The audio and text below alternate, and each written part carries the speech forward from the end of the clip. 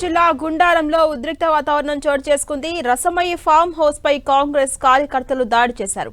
రసమయికి చెందిన farm house అద్దాలు ధ్వంసమయ్యాయి. ఎమ్మెల్యేను కవ్వంపల్లి సత్యనారాయణను మాజీ ఎమ్మెల్యే రసమయి బాలకిషన్ అసభ్య పదజాలంతో దూషించారని కాంగ్రెస్ కార్యకర్తలంతా ఆగ్రహాన్ని వ్యక్తం చేస్తున్నారు. రసమయి తన కామెంట్స్ ను వెనక్కి తీసుకోవాలని డిమాండ్ చేస్తున్నారు. మరోవైపు రసమయి బాలకిషన్ కు ఎమ్మెల్యే కవ్వంపల్లి సత్యనారాయణ వార్నింగ్ ఇచ్చారు. ఇన్ని రోజులు ఊరుకున్నాం, ఇక నుంచి విడిచిపెట్టేది లేదని హెచ్చరించారు. కార్యకర్తలకు ఫోన్ చేసి బెదిరిస్తే ఊరుకోమని హెచ్చరించారు. అయితే అభివృద్ధిపై కవ్వంపల్లి చర్చకు సిద్ధమా అంటూ రసమయి ఒక వీడియో రిలీజ్ చేశారు. ఆ వీడియోలో రసమయి అసభ్య పదజాలంతో ఎమ్మెల్యేను దూషించారు. దీనిపై ఎమ్మెల్యే పోలీసులు కూడా ఫిర్యాదు చేశారు. ఆ వీడియో చూసిన కాంగ్రెస్ కార్యకర్తలు, ఎమ్మెల్యే అభిమానులు రసమయి ఫామ్ హౌస్ పై రాళ్లురువారు. అయితే తాను అమెరికాలో ఉన్నప్పుడు దాడులేంటని ప్రశ్నించారు రసమయి.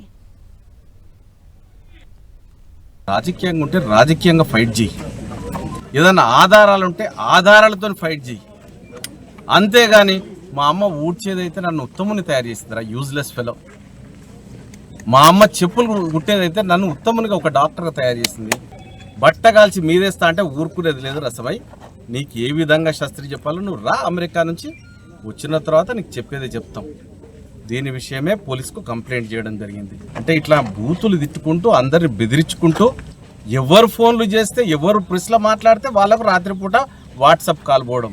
ఈసారి బిడ్డ ఒక్క వాట్సాప్ కాల్ ఒక్క కార్యకర్త గనక వచ్చిందో నువ్వు వచ్చిన తర్వాత చెప్తాం ఇవన్నీ. Abusive language. ఒక చిల్లరగాడు కొంచెం పశువులు కాస్తాడో లేకపోతే ఇంకెవడో రోడ్ సైడ్ రోమియో కూడా అట్లా తిట్టాడు. మరి నేను టీచర్ని అన్నావు, మీ అమ్మ కూలీనాలి చేసుకుంటున్నావు,